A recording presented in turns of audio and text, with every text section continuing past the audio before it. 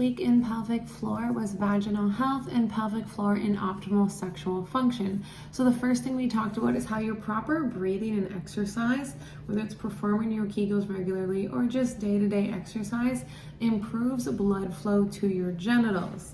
Okay, doing strength training in your hips, your thighs, glutes will relieve stress from your back and reduces tightness in your pelvis. Posture-wise, when we're thinking about sex positions or just day-to-day activities, for men we're talking about nuts to guts. Women we say ribs over your hips to keep everything nice and straight, especially when you're practicing your Kegels. Now, we did talk about how vaginal contractions during orgasm are involuntary, kind of. You want to be in the good mindset, relaxed, and all that nice stuff. But they're usually only 3 to 15 muscle contractions. Now, although the actual contractions orgasm may be involuntary, you can make sure those contractions are more intense by getting that proper control of your pelvic floor. We also talked about proper nutrition for your vagina, so making sure you're not eating things that are too high in acid, but also if you're prone to things like yeast infections, to cut sugars, artificial sweeteners out of your diet, because your body does really want to feed off of those sugars if you have an infection, which will encourage the bacterial growth. So if you are prone to bacterial infections, try reducing your sugar intake or eliminating sugar for six weeks, and that also includes fruits as well.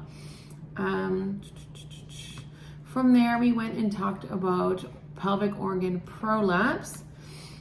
So a lot of people, especially women, will stop having sex if they have an organ prolapse. So we did talk about good sex positions for bladder, uterine, or rectal prolapse. So if you have a bladder or uterine prolapse, the best position for you is having your partner enter from behind, whether you're lying on your stomach or in like the doggy style position.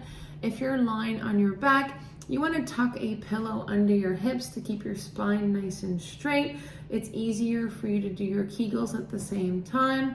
And then for rectal prolapse, you do not want your partner entering from behind at all.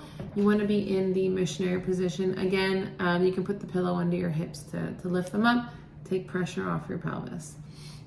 We also discussed, now I call them pelvic health tools, okay, not sex toys, but realistically that's what they are. So I am very pro self-love.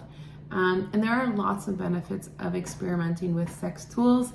One of them is self-love. It increases your libido, it relieves stress, improves sleep, reduces anxiety, nervousness, insomnia.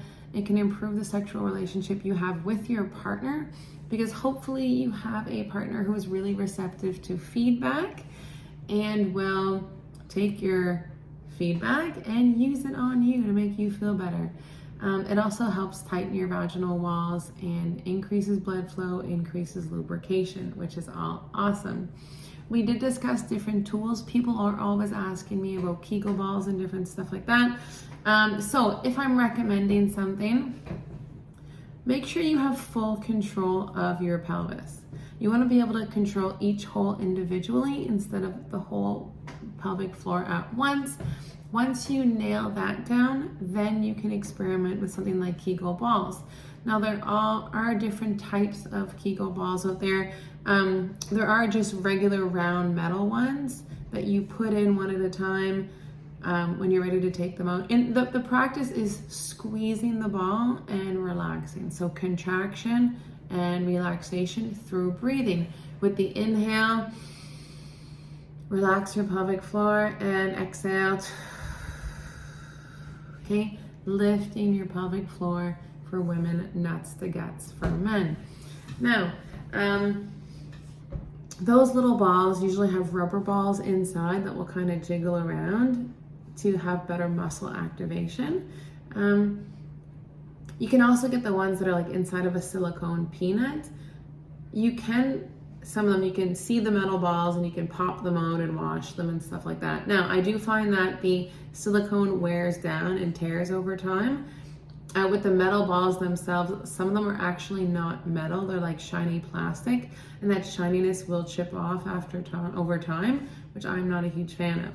Now, if you can get one, it looks like a peanut, but the balls actually stay inside, like it's like a peanut-shaped tool, and it can vibrate. You can charge them with a USB, but those ones, they're easier to clean. You don't have to worry about the material breaking down or anything like that. If you have any more questions, I have one that I can show you.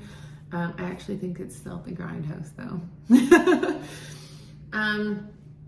So again, if you are going with a sex tool, it's like weightlifting. I'm not just gonna throw a barbell at you and say, good luck, deadlift, squat as heavy as you want. We're gonna start with body weight movements first, and then work our way gradually up to a piece of equipment.